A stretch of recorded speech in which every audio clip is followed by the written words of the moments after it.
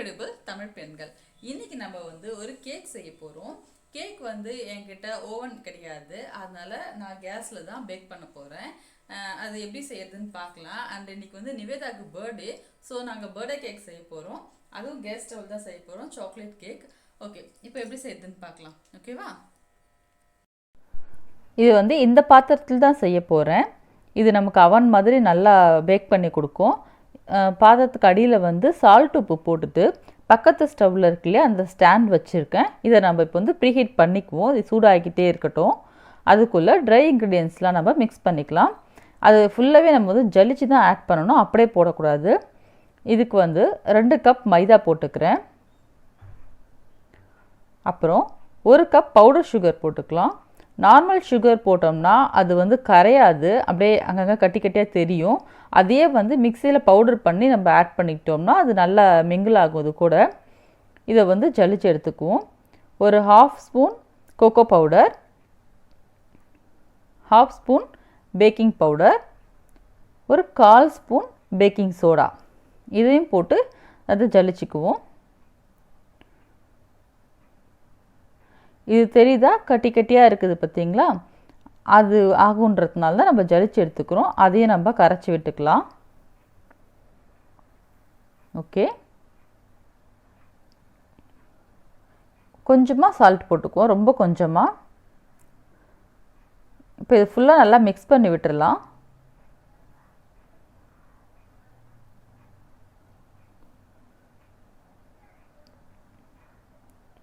நான் cocoa powder பத்தலைன்னு சொல்லிட்டு இன்னும் 1 ஸ்பூன் போட்டிருக்கேன். ஸோ 2 கப் மைதாக்கு 1.5 ஸ்பூன் கோகோ பவுடர் போட்டிருக்கேன். அப்போ தான் கொஞ்சம் நல்லா கலர் கொடுக்கும், அதுக்காக. இப்போ இன்னும் கொஞ்சம் பெரிய பாத்திரத்தில் 2 முட்டை உடைச்சி ஊற்றிக்கிறேன். நம்ம இதில் தான் மிக்ஸ் பண்ண போகிறோம், அதனால கொஞ்சம் பெரிய பாத்திரமாக எடுத்துக்கலாம். அது மிக்ஸ் பண்ணுறதுக்கு ஈஸியாக இருக்கும். 1 கப் எண்ணெய் ஊற்றிக்கிறேன். நம்ம குக்கிங் ஆயில் தான். 1 கப் பால் ஊற்றிக்கலாம். இப்போ இது நல்லா அடித்து விட்டுக்கலாம். நல்லா கலக்கணும். இதில் கொஞ்சமாக ஒரு 1/2 ஸ்பூன் வெனிலா எசன்ஸ் போட்டுக்கிறேன். வெனிலா எசன்ஸ் போட்டால் தான் நமக்கு அந்த கேக்கோட ஃப்ளேவரே வருது. இல்லைனா முட்டை வாசனை அதில் அடிக்கிறதுக்கு சான்ஸ் இருக்குது. ஸோ வெனிலா எசன்ஸ் ரொம்ப முக்கியம். அது அதிகமாக ஊற்றிடக்கூடாது. பார்த்திங்கன்னா நுரைச்சி வருது பார்த்திங்களா, இது வரையிலும் அதை நல்லா அடிக்கணும். அப்போ தான் அதோட சாஃப்ட் நல்லா இருக்கும் நமக்கு.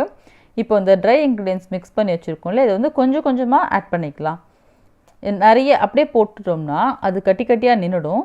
ஸோ கொஞ்சம் கொஞ்சமாக போட்டு அதை நல்லா பீட் பண்ணிக்கணும். பார்த்திங்கன்னா நல்லா அடிக்கணும். எனக்கு கை வலிக்குது, நான் மொஹிட்டை கொடுத்து அடிக்க சொல்லியிருக்கேன். பார்த்திங்கன்னா நல்லா மிக்ஸ் பண்ணும்போது அந்த கலர் இப்படி நமக்கு அப்படியே பலன்னு ஷைனிங்காக வருது பாருங்கள் அந்த மிக்சர். அப்புறம் இந்த கன்சிஸ்டன்சிக்கு இருக்கணும். கொஞ்சம் வாட்டரியாக, நம்ம தோசை மாவு அளவுக்கு இருக்கணும்.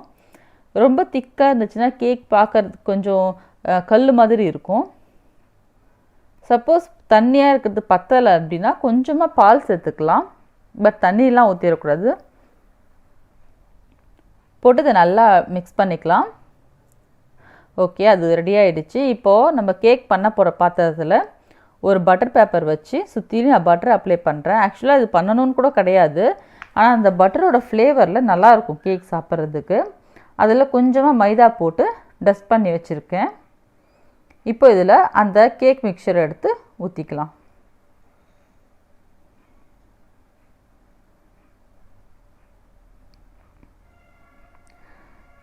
இந்த பாத்திரத்தை கொஞ்சம் நல்லா இப்படி தட்டி விட்டோம்னா உள்ளே அதாவது பபிள்ஸ்லாம் இருந்தால் கூட கிளியர் ஆகும். நல்லா அப்படி தட்டிட்டு நம்ம ஆல்ரெடி ப்ரீஹீட் பண்ணியிருக்கோம் இல்லைங்களா, அந்த பாத்திரத்துக்குள்ளே எடுத்து வச்சிடலாம்.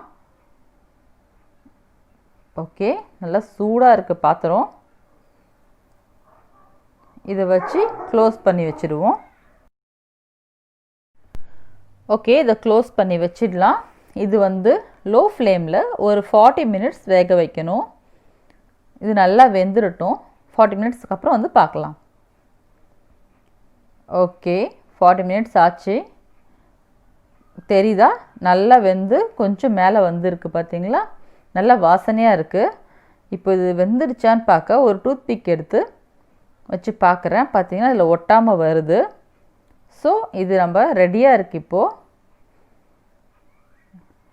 ஓகே, இப்போ இது ஃபினிஷ் ஆகிடுச்சு. இதை நம்ம வேறு பாத்திரத்துக்கு ஷிஃப்ட் பண்ணிக்கலாம். இது கொஞ்சம் ஆறின உடனே ஒரு தட்டில் மாற்றிக்குவோம். ஓகே, இவ்வளோ சூப்பராக வந்துருச்சு பாருங்கள். நம்ம பட்டர்லாம் கொஞ்சம் அப்ளை பண்ணாததுனால இது ஒட்டாமல் நல்லா வந்திருக்கு. அந்த பட்டர் மெல்ட் ஆகி அதோட ஸ்மெல்லும் ரொம்ப நல்லா இருக்குது.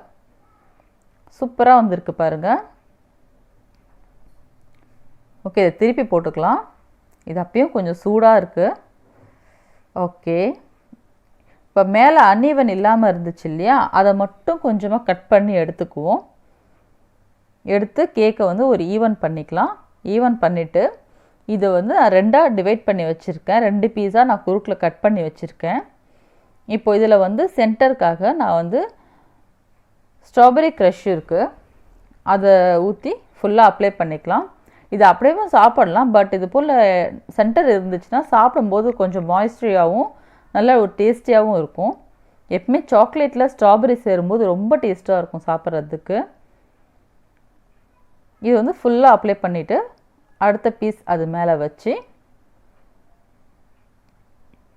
இது மேலேயும் ஸ்ட்ராபெரி க்ரஷ் அப்ளை பண்ணிக்கலாம். நம்ம ஜாம் வேணாலும் சேர்த்துக்கலாம், இல்லை க்ரீம் வேணுனாலும் சேர்த்துக்கலாம். விப்டு க்ரீம் போட்டு நம்ம ரெடி பண்ணி வச்சுக்கலாம். பட் எங்களுக்கு யாருக்குமே வீட்டில் க்ரீம் பிடிக்காது, அதனால நான் ஸ்ட்ராபெரி சிரப் போடுறேன்.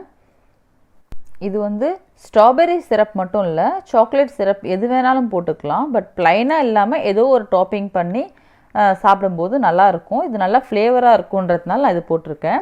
இப்போ முந்திரி பாதாம் வந்து க்ரஷ் பண்ணி வச்சுருக்கோம், அது இது மேலே தூவிக்கலாம். அது வந்து கொஞ்சம் க்ரன்ச்சியாக இருக்கும், அதுக்காக சாப்பிட்றதுக்கு நல்லாயிருக்கும். அது வந்து மேலே டாப்பிங் பண்ணிக்குவோம். ஓகே, நெக்ஸ்ட்டு வந்து ஜெம்ஸ் இருக்குது, ஜெம்ஸ் சாக்லேட். அதுமாரி ஃபுல்லாக வச்சுக்கலாம். அது குழந்தைங்கள்லாம் சாப்பிட்றதுக்கு ரொம்ப லைக் பண்ணுவாங்க. அது ரொம்ப சிம்பிளான ஒர்க்காக நமக்கு முடியும். ஓகே ஓகே ஃப்ரெண்ட்ஸ், கேக் சூப்பராக வந்திருக்குது. பார்த்தீங்கல்ல, டாப்பிங் எல்லாம் போட்டு செம்மையாக இருக்குது. ஆனால் இப்போ கட் பண்ணி பார்க்க போகிறதில்ல. நான் நிவேதாவோட கேக் கட்டிங் போது தான் நாங்கள் அதை கட் பண்ண போகிறோம். டெஃபினெட்லி அதை கட் பண்ணி எப்படி இருக்குதுன்னு பார்க்கலாம். ஓகேவா? ஓகே, இப்போது இந்த வீடியோ இதோட முடியுது. நெக்ஸ்ட் வீடியோவில் நான் உங்களை மீட் பண்ணுறேன். இந்த வீடியோ உங்களுக்கு பிடிச்சிருந்தா லைக் பண்ணுங்கள், ஷேர் பண்ணுங்கள் அண்ட் சப்ஸ்கிரைப் பண்ணுங்கள். இது இன்க்ரெடிபிள் தமிழ் பெண்கள். பை.